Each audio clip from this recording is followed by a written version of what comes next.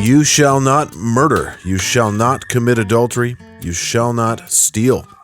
Welcome back to the Dominion Podcast. I am your host, one of your hosts, Jeremy. And I'm Alex. Yeah, we have last names too, but you don't need to know those. Top secret. Yeah. It's on a need-to-know basis. We may have commanded the bunker underneath City Hall, but we're not giving away all of our information. I wasn't born yesterday. Come on. Hey, we just had a really great interview with Pastor Jacob Reaume, also our brother in Christ, of course. Looking forward to getting to that. But before we do, let's do the business here. What do we got? We got our usual sponsors, right? Yeah, the Upper 40 Studios, where we are right now. Thank you to Tristan. And check out his YouTube channel, The Folklorist. There's always music and videos. He's got a Patreon as well. If you'd like to meander your way over there, support Christian art. We also have the Kawartha Classical Christian School as our unofficial official sponsor. And today was Grandparents' Day. Oh, was it? Yeah, so they had the grandparents in and they participated in the classes, and the students kind of, I don't want to say performed, but displayed some of their learning. And one of the benefits of a Christian education is the value and incorporating of the family, right, including grandparents. Yeah. And it's not just a token thing. Like, they actually came and participated and saw. And the feedback we get each year is the grandparents are just so thankful that the grandkids get this kind of education. And we're thankful for them. Grandparents play a pivotal role. Like, we've lost that as a culture, the connection to upper generations. Yeah. Well, because we're not involved on a daily basis. It's like Grammy and Granddad don't live in the ensuite anymore. Yes. They're in some home being taken care of by somebody that doesn't care for them. Yes. And so hopefully, maybe the next generation will start to undo this. There's a restoration of grandparents and grandchildren and the generations together. Mm-hmm. So that's been good. And KawarthaClassical.com if you want to learn more information about the school. We cover your prayers. Everyone who supports us, thank you so much. We really appreciate it. Yeah, and we've got a conference coming up. We do have a conference coming up. So February 14th. I'm just kidding. I don't know what the date is. Sometime February 8th, maybe? Thanks, man. You really is it the 8th? Yeah, it is. It is the 8th. All right. February 8th to 10th in Peterborough, Ontario. We are having our first conference. That's right. And the theme is a call to build. And as we look around at kind of the crumbling walls of Christendom, actually it's crumbled by now. I would say it's a little bit of a dust heap. So here's some names: Stephen Lawson, James Coates, John MacArthur. None of these people will be at our conference.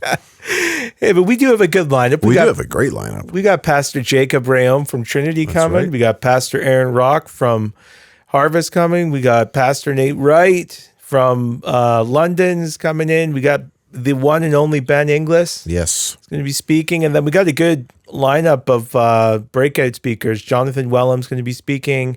Pastor Josh Mills from Trinity is going to be speaking. Excellent. Jacob, who writes for us at Dominion Press.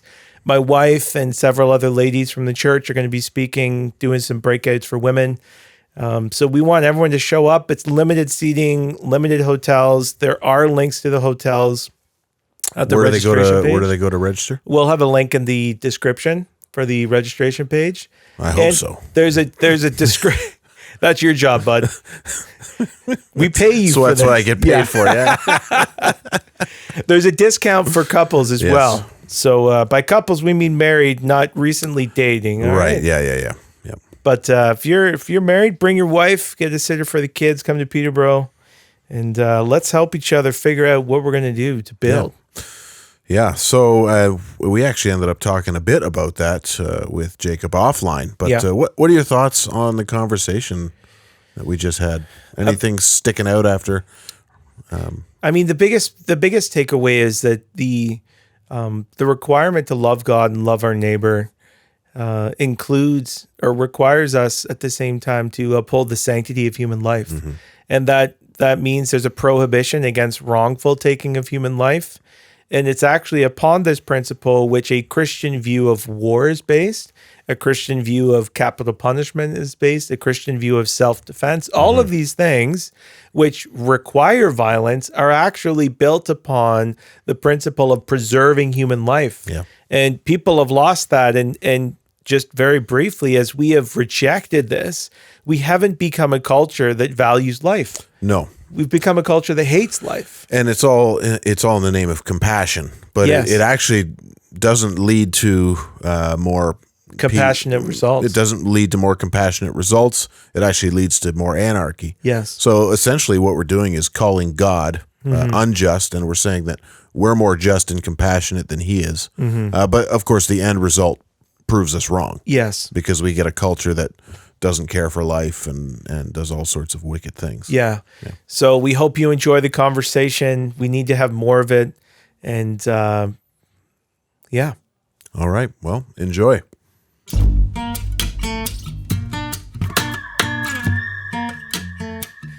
All right. Well, Pastor Jacob Reaume is the pastor of Trinity Bible Chapel in Waterloo and a friend of the pod. And we're happy to have him on today. So thank you for coming, Pastor Jacob. It's my pleasure to be on, guys. Thank you for the invitation. And it's always a pleasure to talk to you, brothers.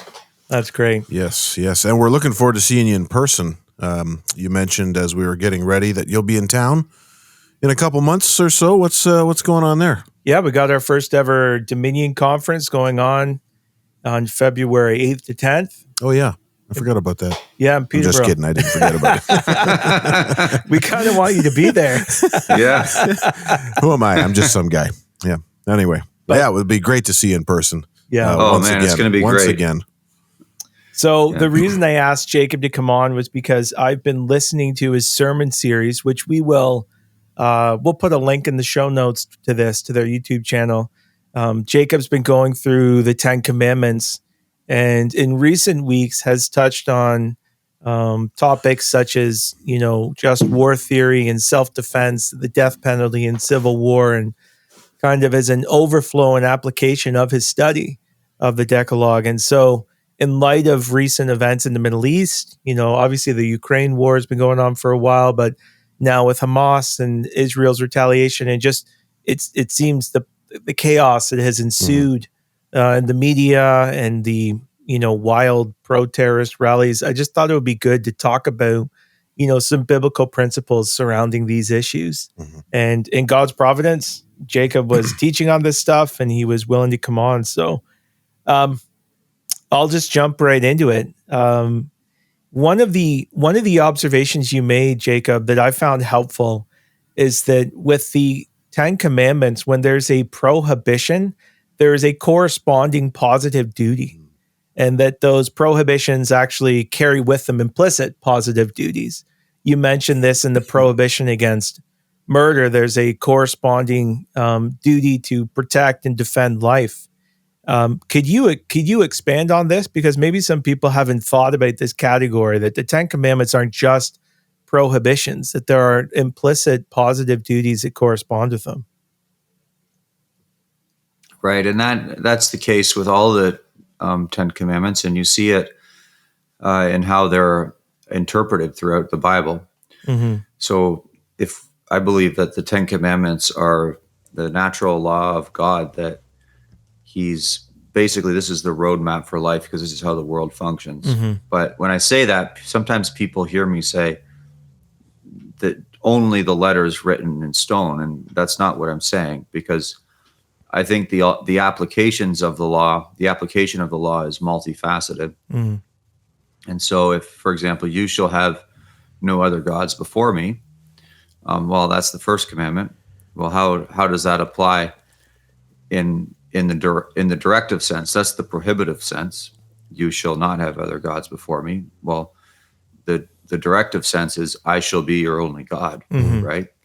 God shall be your only God, the Lord, Jehovah. So, and that goes with all the commandments. So right now in my series, I'm on the 7th commandment, which is you shall not commit adultery. Well, wrapped up in the 7th commandment is not just you shall not commit adultery, but you shall love your wife. And or how about you shall not withhold your conjugal rights to your wife, or wives shall not withhold their conjugal rights from their husbands. And so that's all wrapped up in there. But I think there's a reason that the commandments are written the way they are in this kind of very basic way. And one of them is it's easier to apply to civil law when you're dealing with prohibitions, whereas the principle behind it is much deeper than the civil code. Although it's easier to apply, like, you shall not commit adultery in a civil code than it is to apply you shall love your wife. I mean, that should be pretty obvious to figure out why you can't judge someone's heart, but you can judge someone's actions, and you can restrain wickedness, which is what the civil code should be doing. One of the observations that Dr. Gentry made when I was in his class was that, and I think he borrowed this from someone else, but is that the 10 Commandments are put as that there's prohibitions there. So it's almost antithetical to how today everyone claims their rights, right? Everyone says, I have the right to this, I have the right to that, I have the right to this. Whereas Israel's constitution, we could say the moral law of God, is framed in such a way that there's actual prohibitions. So it's not beginning first, and his kind of application was the law of God is beginning with consideration for others. So you need to think about what are the rights of others. So that their property rights and the rights of their family, the right to their life, and God's right to worship, these type of things. Do you think there's, obviously there is, but there's a connection between the fact that we have abandoned the 10 Commandments as kind of a moral standard, and at the same time, there's more discussion than ever about people's rights? Do you think there's a correlation between those two things? People just make up rights in midair. I have a right to this or right to that. I have a right to the big thing now you hear about in the media is I have a right to basic income. Yeah.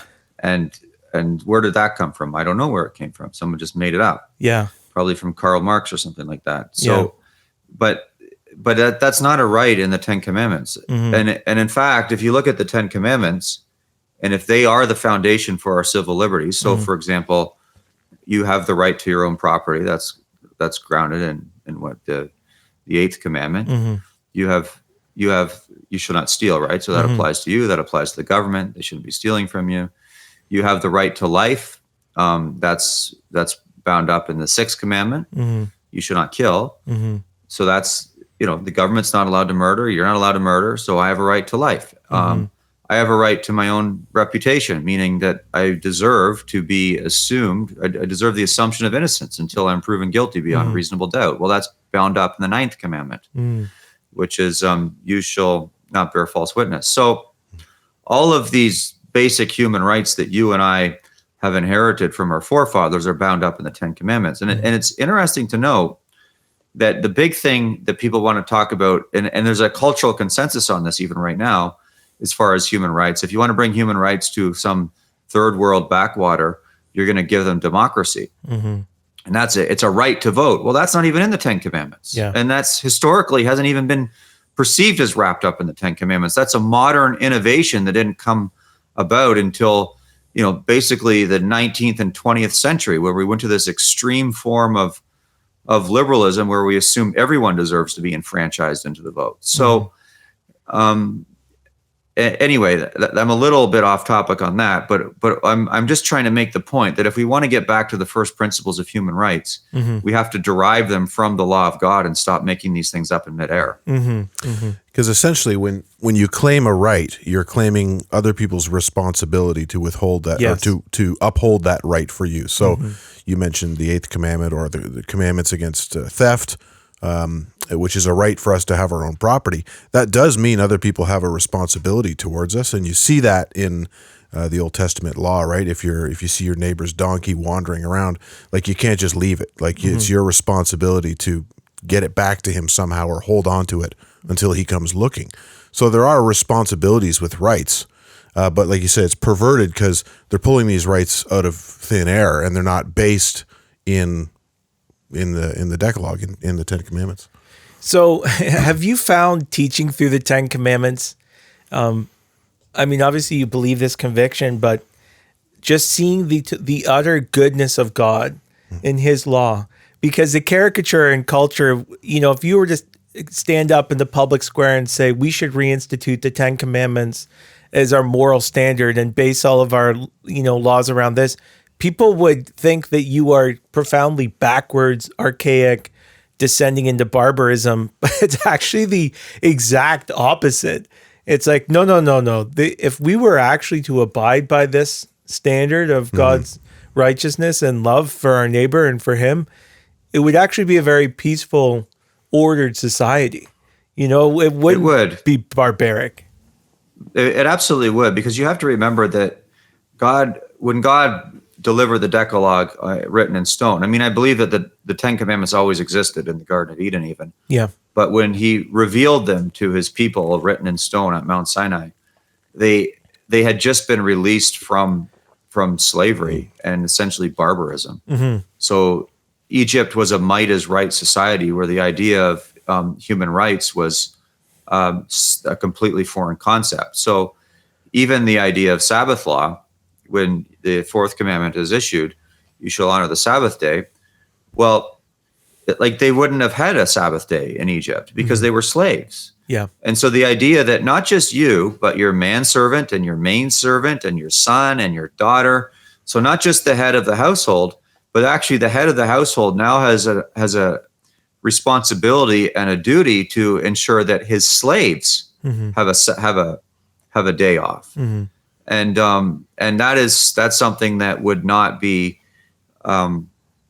upheld in Egypt, and this was a blessing to all people. And so I think that's it's a good thing that we have this idea within our culture that there's rights for employees. Yeah. But that, of course, has been so perverted. Yeah. But where is that founded? Well, that's founded in the fourth commandment, because it's a commandment that is applicable to not just the heads of household, those who are wielding power or those who are enfranchised in the vote, but it's applicable to slaves, it's applicable to sons and daughters, it's applicable to aliens, sojourners within the gates. Mm-hmm. So these have to be seen and received as a blessing. And the reason that we're so burdened by taxes and regulation at this point in time is because we've moved away from the 10 Commandments.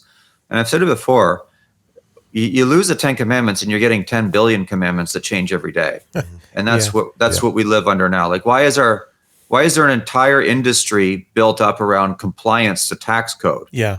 Well, that's pretty obvious, because the government's not upholding the 8th commandment. They're stealing from us. Mm-hmm. Mm-hmm. So I want to talk about apply some of these things to the death penalty, and then we'll go to just war theory after that. You made the point that the death penalty, you said a lot about it, but one of the things is the death penalty upholds the sanctity of human life. And again, building on this idea that the prohibition is built on a positive duty and a principle, you also said, you made the observation that the penalty for murder is death, and this is prescribed in Genesis 9. So this is before, like you said, the giving of the law, the revelation to Moses and Israel. This was the principle that if someone kills someone, then they deserve to die because mankind is created in the image of God. And I think a lot of Christians, even if they think about the death penalty, a lot of contemporary Christians would think, well, that's mean, that's not gracious, that's not merciful. Jesus died for sinners. And there's something understandable about that sentiment, but that they're overlooking the fact that the death penalty is meant to do a variety of things, but one of them is actually to uphold the sanctity of life. And if you don't have the death penalty, you're not actually valuing life. Mm-hmm. Well, it's worth noting that the death penalty, it was universally brought in for all civilizations expected by God in Genesis 9. Mm-hmm. And it was given to a common father that we all have, and that's Noah and his sons, Shem, Ham, and Japheth, from whom the nations of the world descended. But prior to Genesis 9, the death penalty had not been expected as a universal standard. Mm-hmm. And so you see that when Cain murdered Abel, Cain was not executed.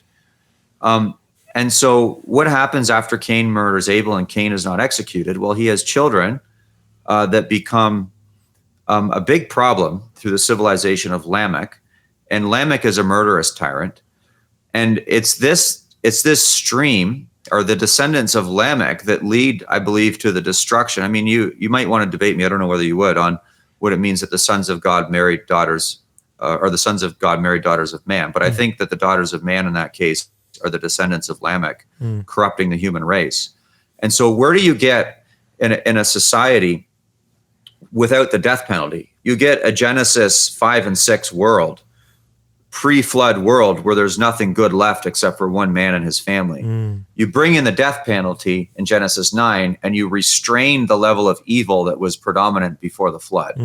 So you can't control people's hearts, but you can restrain evil. And so it was a gift of God to humanity that we would receive the commandment to uphold the death penalty in Genesis 9. So when the death penalty was revoked in this country, and it was a process that we could talk about that if you want, that revoked it. It wasn't a one fell swoop, but I think 1967 was the last time a criminal was actually executed in this country. He was hanged in the Don jail in Toronto. And when that was revoked, you didn't all of a sudden see unrestrained evil in Canada. I mean, even in the 80s and 90s where we grew up, we prided ourselves in being a safe people. Yes. Yeah. But now you're seeing murders that are going unsolved. You're seeing people defecate in the street. I was in Toronto last week. There was a guy in front of a police station pulling down his pants and changing his pants. He was a vagrant. And you see the drugs are everywhere.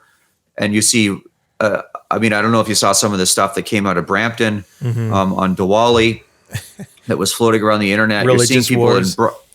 you're seeing people in broad daylight break into jewelry stores in the mall, and the list, and then sex trafficking is a major problem now that nobody seems to want to talk about. But young girls are being trafficked and sold as prostitutes, basically slaves.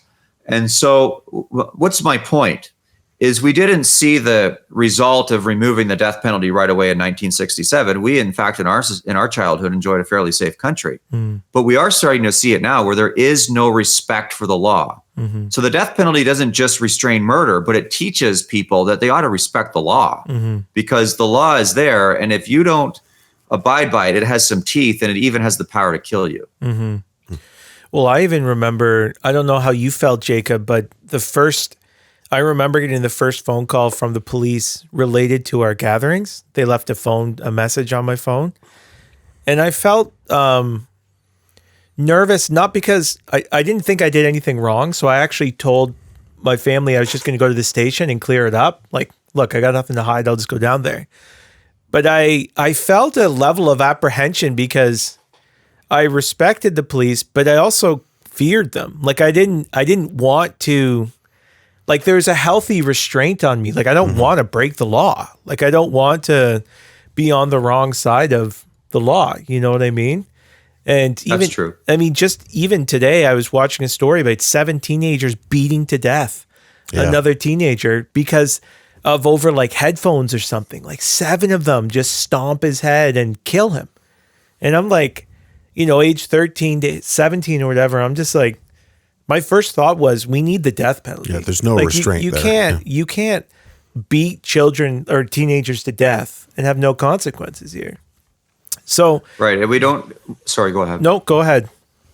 I was going to say we don't just need the death penalty, but we need public executions, and I think that's why earlier I said I think the death penalty was removed from us slowly. Yes, it stopped in I think it was 67. It was the late 60s when it stopped, but it was removed from the public mind because it was done. There was a generation that started doing it behind closed doors. Whereas if you go to Mississauga, I think it's in Mississauga, there's a park there and it has a plaque and it says back in like 1870 something, this is where 5 murderers were hanged in public. And aren't you glad that the Canadian public has evolved to the point where we don't do that? Because way back then, the families brought a picnic and they brought the kids and they watched the guys get hanged. Well, I don't think we've evolved in a good way. I think we've devolved, and it would probably do a lot of children a lot of good to see some criminals hanged right now because it would teach them that they shouldn't become criminals when they get old. Yeah, back to the original point. or one of the observations you made about the restraining nature of the law.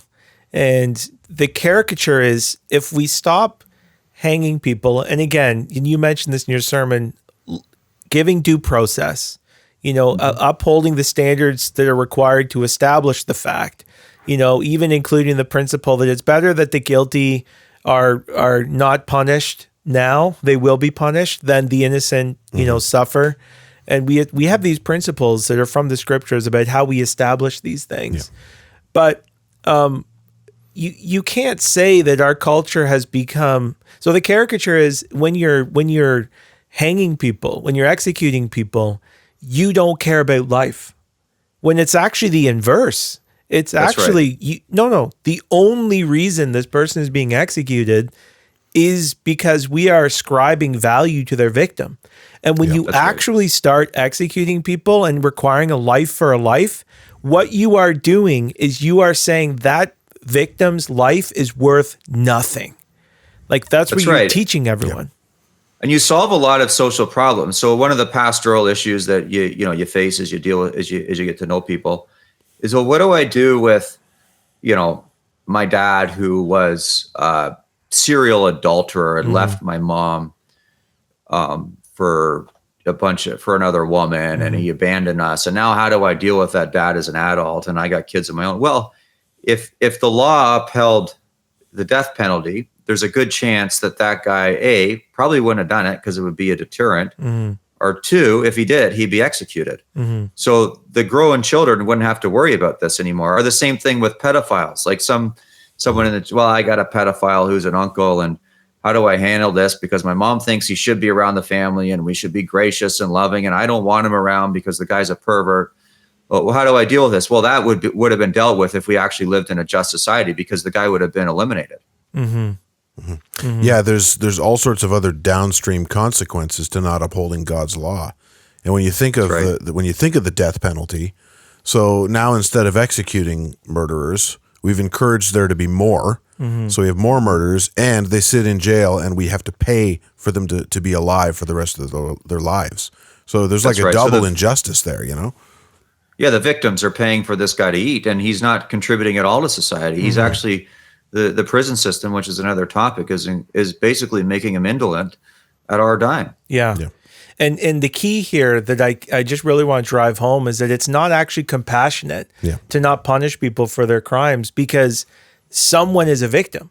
And so either you are overlooking the plight of the victim, the dignity of the victim, or you're punishing evil. And if you're not punishing evil, and then you're perpetuating it. Like, what's the stat that Polyev gives? It's like in BC, it's like the same 40 criminals have been arrested thousands of times.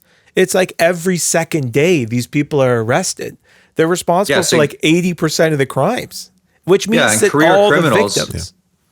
Yeah, those types of criminals, according to the Bible, are worthy of the death penalty too. Like, it's not, it's perpetual repeat offenders is another category within the Old Testament that would be executed, because they're a complete burden on society and they're doing nobody good. And the only good that they would bring to society is for people to look at them hanging and say, don't be like that guy. Yeah.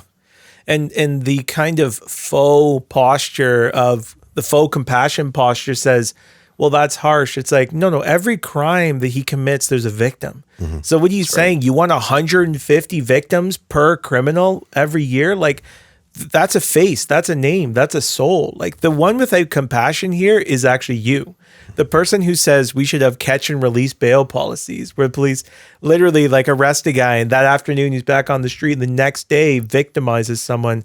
That's not compassionate. No. That's not compassionate. And I think it would, like we talk about the mental well-being of victims and mental health and all this stuff. I really do believe it would be good, and it would serve, if you want to call it mental health. I don't really like that category because I think it's abused, but if you want to call it the mental health of victims. So if there's someone that's there's someone that's brutally murdered, I think it would be to the benefit of that person's family to see the guy hang that committed the murder, because now they know that justice is served and it's been done right and properly.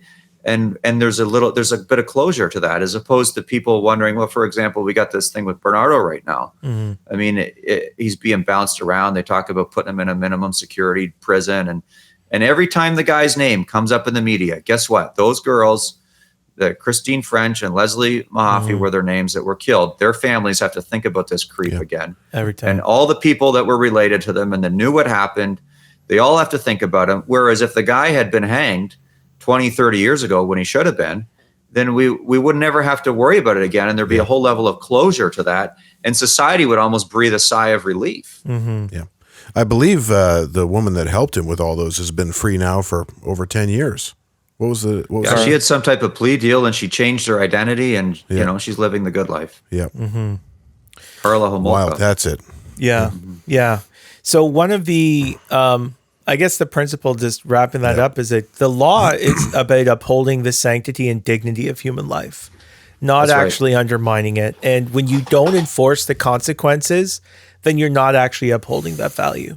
So transitioning now to a just war theory, I've done some reading on this in the last couple weeks, and one, it's hard to find a solid conservative Christian perspective on this. There's a lot of philosophy. There's a lot of conservative philosophy surrounding this, but I found it hard to find good books. But you were mentioning in one of your sermons, Jacob, that the sixth commandment actually requires war as a means of defense, protecting the citizens as the stated responsibility of the state, and again, upholding the sanctity of human life. Could you unpack that? Right. So if the commandment is you shall not murder, well, the opposite is also true. You shall protect human life. Yeah. And those who have power and stand in authority over human beings have a special responsibility to protect the people who are under their care and authority. So you and I have a responsibility to protect our wives and children. And our political leaders certainly have a responsibility. I mean, it says right there in Romans 13, God's given them the sword. Like the sword is a weapon of death. Yeah. It's a weapon of blood. And so God has given them the sword to punish the evil and protect the good. And so there's supposed to be, the expectation is that they're supposed to be using, they don't need to take that power. They already have that power. They should be using that sword to protect the people under their care, which would be their citizens. And so even this category for people, like when you think of what justifies war, I don't know if many Christians would think, well, a war is justified for the upholding of human life. Because they would see the war, no, you're just actually taking life. That's what war is. One of the common threads beneath all of this is just a denial of evil.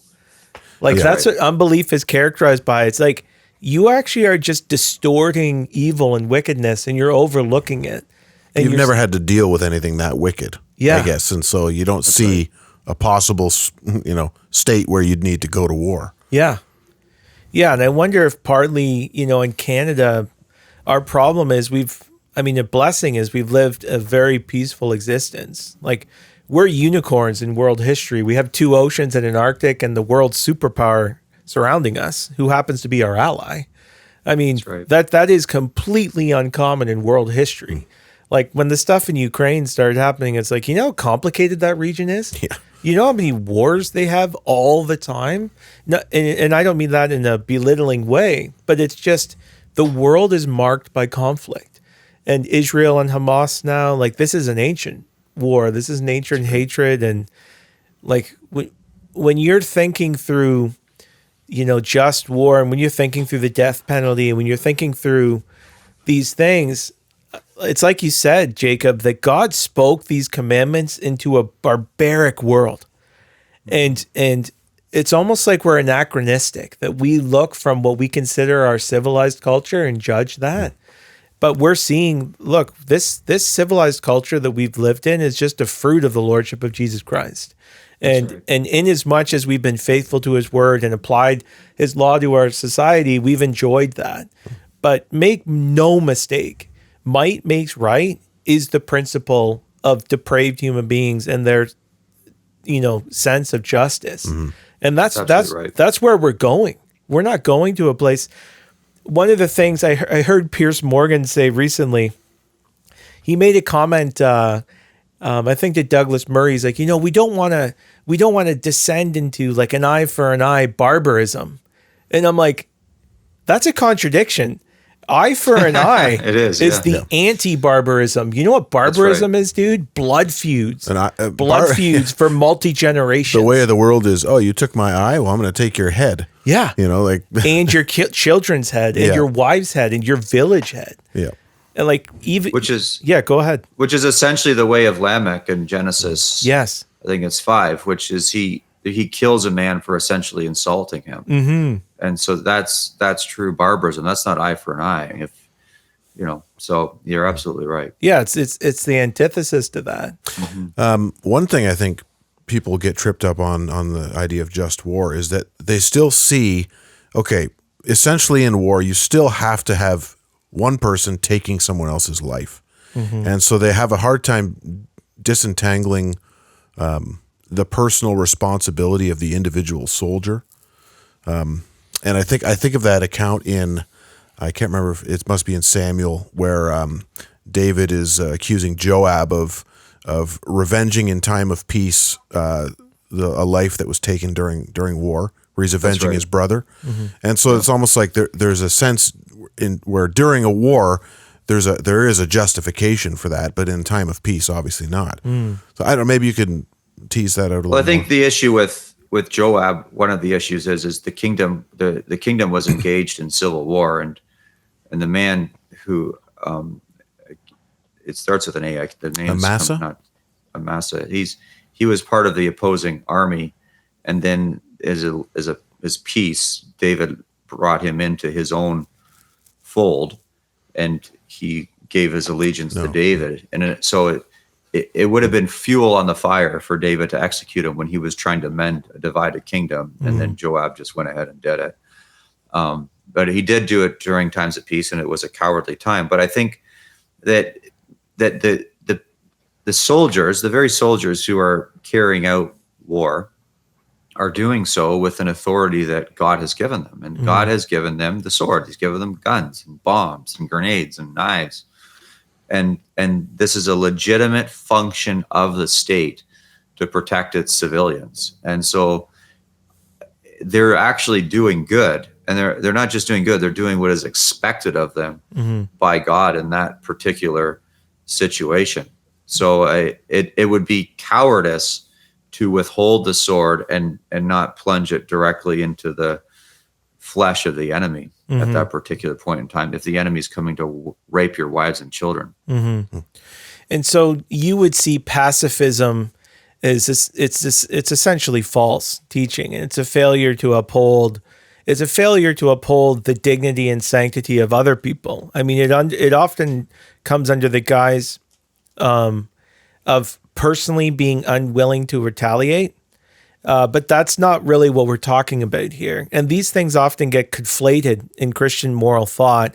They confuse your personal willingness to, turn the other cheek, which we are required to do in certain instances, with, therefore we shouldn't have the death penalty, or therefore war is never justified, or therefore self-defense is wrong. Do you see this as a category, like a problem of categories? Yeah, like there is a time to be non-resistant, but these are in personal feuds. Like when you start getting into little feuds back and forth, I think that's where you don't want to resist. But when it comes to protecting human life, this isn't about tit for tat. This is about actually, a legitimate function of authority is to protect human life and to use lethal force to do so if it's perceived to be necessary in the moment. And this is God-given. It's all over Scripture. It's over the New Testament and the Old Testament. And even the Apostle Paul, he said, if I did something wrong, I'm willing to be executed because that would be right. And he said that in the book of Acts at some point, and I just can't remember the verse offhand. But yes, it's a total confusion of categories. It would be wrong for us to go tit for tat, but it would be totally right for a legitimate authority to use lethal force to destroy and annihilate somebody who is threatening his fellow citizens and certainly his family. I'm remembering the biography I read of Alfred, And one of the things that he did when he reestablished kind of the law code in England was he tried to put an end to the blood feuds that took place that were part of their culture. And again, it was this tit for tat kind of thing. And one of the observations that the authors were making in the book I read on just war was when Jesus was talking about turning the other cheek, he was referring to this kind of thing. He wasn't making a comment about the morality of killing in general or the morality of retributive justice or something like that. He was saying there's a kind of responding to being wronged which ought not to characterize followers of Jesus Christ, which is, of course, absolutely true. But it's funny. It's almost like the fact that we miss that is almost anachronistic. Like we've never lived in that world. We've never lived in that world where when I wrong you, I don't know what's coming down the pipe. Like if I sideswipe you, like, are you going to show up and firebomb my house? You know, if I say something that offends you, am I going to have to fight you to the death? Like we just have never lived. I think we're getting to that place, but yeah. Yeah. So what are some principles? One of the things you talked about was civil war. And this was a really helpful teaching as well. But what are some biblical principles that you think should govern the way we think about civil war? There's a few.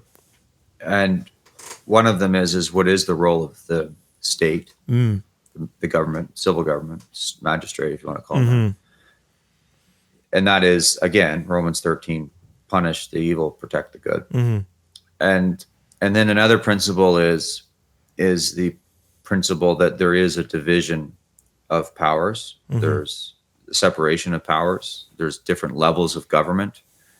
There's federal government. There's provincial government, in our case, Canada, and municipal. And then beyond that, there is a separation of powers between the executive, the legislature, and the judiciary. And so those are all, in theory, and the way that our system has been set up, should be functioning independently of each other. And if they are functioning independently of each other, then there comes a time, if one level or branch of government is threatening the rights of the people, then it is upon the other levels or branches of government, or level or branch of government, to defend the rights of the people. And so you actually see this playing out right now in Saskatchewan, and it's kind of encouraging to watch. And that is that our federal government has come up with this carbon tax, and they've decided to waive the carbon tax on heating fuels for the winter. I think it's like oil, burning oil is the one that they've waived it on, which is affecting people in the Maritimes. So the Maritimers don't have to worry about it because they mostly the fuel that they use out there to heat their homes is oil. Well, but it hurts the people in Western Canada because they're using something other than oil. I don't know what these are. Maybe it's propane. I know a lot of people around here use propane. So they're going to be taxed, whereas the people in the Maritimes aren't. And the whole idea of a carbon tax is ridiculous anyway. There's all kinds of problems with that, just the way it is. So Scott Moe, the premier of Saskatchewan, has said, we will not enforce the carbon tax in Saskatchewan. We're going to essentially protect our people from being robbed by the federal government. And Trudeau can come and get me if he wants to. And so I think Scott Moe needs to be applauded for that, because what he's doing is he's taking his job seriously, is a separate level of government. He's got his own, the legislature in Manitoba or Saskatchewan is separate from the Parliament in Ottawa. And so he's saying, we are not going to participate in this level of corruption, and we're going to stand in between our people and the federal government. And you could see how that could potentially escalate. So let's say the federal government says, oh, you think you want to play hardball, eh, Scott Moe? Well, we're going to send in the army, and we're going to make sure you guys out in Saskatchewan comply. And at which point Scott Moe, I believe, would be justified to say, I'm calling the people of Saskatchewan to arms, and they are going to defensively resist the army that's coming in from the federal government and call them to stand down. And then he would be justified. And so what that is in that case, the aggressor is the federal government, and the provincial government is taking a defensive posture by organizing their people to defend themselves against tyranny. And that could play out in a million different ways. And it has in history multiple times. And there's examples that I listed in my sermon on it. But that's just an example that you could see realistically playing out today. Whether it would escalate to that level or not is anyone's guess. But nothing ought to surprise us in the day and age in which we live. That'd be sort of like an American Revolution situation, right? Where the rights of the people are being infringed upon by a portion of the government, and they effectively resist that. That's right. So you have a level of government in the 13 colonies that come together, and they say we are being abused by England, the Parliament in England, and so we are going to declare our independence from England, and come what may. But we're going to call our people to arms. We have an armed militia here. We're going to organize them, and England can do whatever they want. And the Americans were successful, and I believe that they were justified in the resistance they showed. They were not the aggressors. England was the aggressor and the oppressor, and they simply said, our government is going to put itself between us, or between this other government in England and our people, and they did so successfully. And that's happened at other points in history, and even in modern history in the 20th century, it's happened. One of the moral categories that's brought up in just war theory is the likelihood of victory. And I think this is actually tied back to the principle of the preservation of life, because practically when you lose, you die, right? So it's like, it may be morally justified as a defensive reaction to engage in war, but it might not be wise, because because what's actually going to happen is you're just all going to get slaughtered.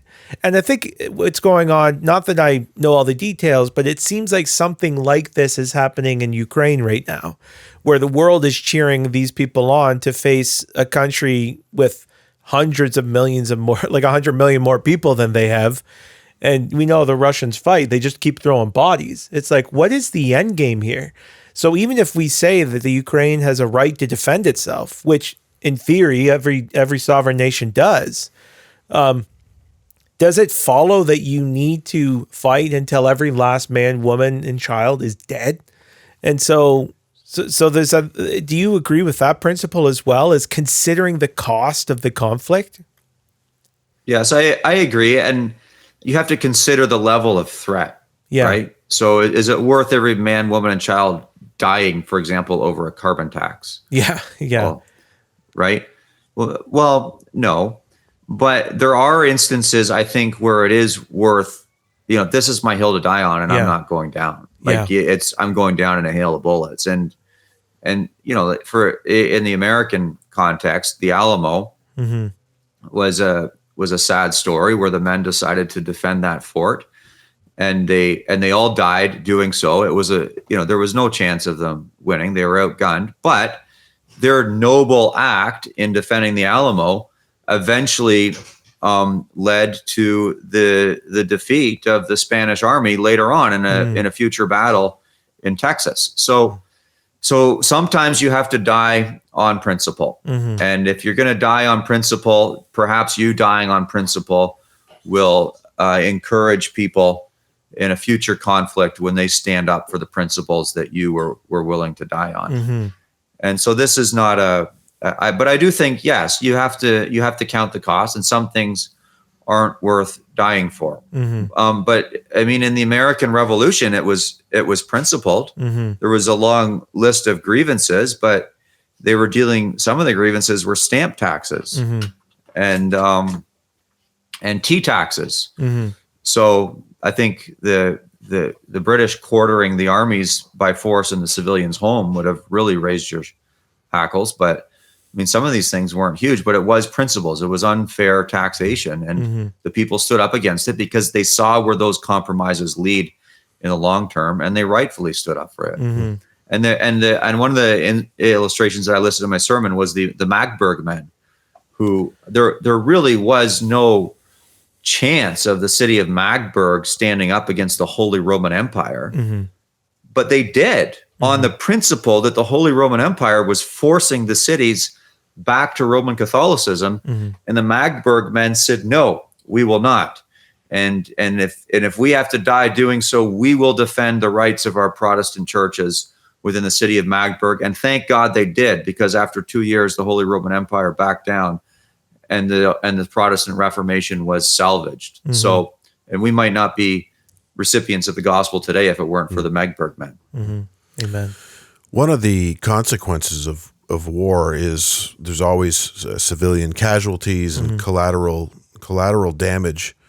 Do you think there's ever a time where we can think about those casualties as almost a justified, I guess, judgment? I mean, sometimes calamity falls on a people as a judgment from God. I think of the calamity that happened to the Germans during the war. I'm sure we can dispute about the bombing of some of the cities, but obviously the civilian population had severe losses. And I also think about the situation in Gaza with Hamas. We have a culture of people that has perpetuated certain beliefs for so long, and it's led to this. Is there any sense biblically where we could say it's justified in some way that you're now reaping the, reaping the reward of your culture? I don't know if that makes sense, but I don't think you want to minimize. This is part of just war theory. You want to minimize civilian casualties, and I don't think you want to go after civilians, much like Hamas did in Israel when they thought, "Oh, we're going to use the rape of children for warfare." That's totally, violates the principles of civilization and just war. However, sometimes in order to get at the enemy, these things happen, and I mean, not rape of children. That's not what I meant. But I mean, the destruction of civilian life is something that happens when you have to get at the enemy, and people have to weigh this in the moment as to, what's your long-term objective, and if you don't pull the trigger on this in this moment, what will be the long-term results? And maybe if we don't pull the trigger, then maybe the casualties on our end are going to be even greater. And I think the preservation of human life and understanding the biblical principle that's underneath this shapes those moral decisions. Because when war is untethered from that, it just becomes about winning. Like there is no moral guidance except for it's a pragmatic decision. Like, can we win or can we not win? And then you are Hamas at that point, right? That's right. You're no different, but in a biblical consideration, it's like, one, we don't go to war unless this is for the preservation of human life. And we determine the principles to help us understand that. And we wage war in a way that upholds that principle as well and creates, no unnecessary deaths, and certainly distinguishing between civilian and military combatants. Well, let me close on this, Jacob. One more question. I'll let you get going. My thought was, so you're talking essentially about the doctrine of the lesser magistrates, right? You're saying that God has ordained various levels of authority and we ought to uphold them, and even in a civil war situation, the just way to wage that war is by working within God-ordained authority, right? And so it might mean appealing to the lesser magistrate. And there's many examples throughout history of this. But my question is, on one hand, we want to avoid the French Revolution type situation where every man for himself and, essentially judges. Everyone did what was right in their own eyes. And it was an overthrowing of law. It was an overthrowing of law. Not an appeal to law. Yes. Yeah. But so on the one hand, we want to reject that kind of anarchy situation. But can you work your way down to what is the role of an individual citizen, for example? So, like, for example, my family in World War II was part of the resistance, and they actively opposed, but they weren't a part of, I'm not sure their connection to the government, the actual Dutch government, but we see also this in France as well.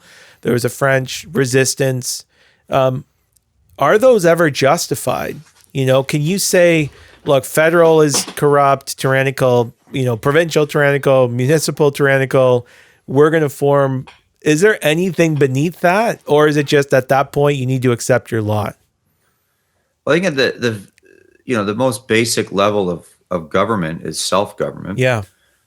And so I do think that you have a right to self-defense. But you, like you said, you have to kind of weigh the odds. Do you run? Yeah. And hide? Yeah. Or do you fight? Yeah. Right. And I think situation will determine that. Maybe it's better to run and hide. Yeah.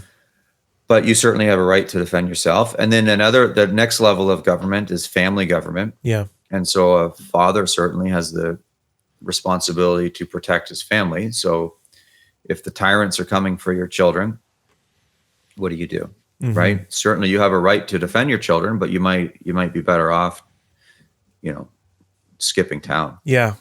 And getting out of there like they did in Sound of Music. Right? They just tried to get over that mountain as soon as they could. Yeah. Maria and Captain Van Trapp and the children. So, but would they be justified to defend themselves? Sure. Absolutely. They would be.